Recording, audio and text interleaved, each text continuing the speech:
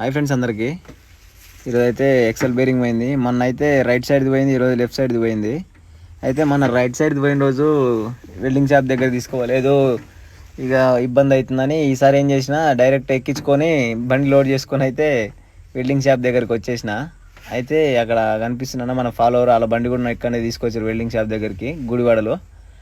అయితే ఏం చేసినాం, ఇంకా వెల్డింగ్ ఎట్లా పెట్టాల్సి వస్తుంది, మళ్ళీ గ్యాస్ వెల్డింగ్ కట్టర్తో చేయాలని మేము ప్లాన్ వేసుకొని మేము ముందరనే ఇది తీసుకొస్తే ఇది ప్లాన్ అటర్ ఫ్లాప్ అయింది. బేరింగ్ కొని వలిగిపోయింది ఫస్టే.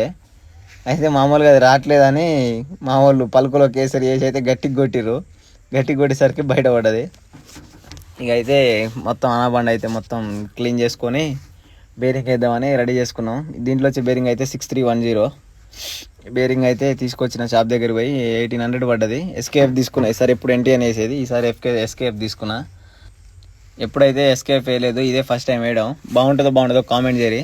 అన్న అయితే మన ఫాలోవరు, మన బండి తీసుకొచ్చిన కానించి పోయేదాకా మన బండి దగ్గరనే ఉన్న అన్న అయితే మనకు చాలా హెల్ప్ చేసిండు. మనం మోటార్ ఒకటి రూమ్లో మర్చిపోతే మోటార్ ఒకటి హెల్ప్ చేసిండు, ఎండలో ఉన్నామని వాటర్ తెచ్చిచ్చిండు. అన్న అయితే చాలా హెల్ప్ చేసిండు. అయితే అన్న సీల్ వేయడానికి కూడా రెడీ అయ్యిండు. కాకపోతే ఏంటంటే మళ్ళీ ఈ గుడివాడలో ఈ సీలు దొరకట్లేవు, విజయవాడలో కూడా సీలు లేదంట. మళ్ళీ వాళ్ళకి వాంటింగ్ ఉందంట, రైట్ సైడ్ ట్రాక్ వాళ్ళకి వాంటింగ్ ఉందంట, మళ్ళీ ఇబ్బంది అయిద్దాంలే అని సీల్ అయితే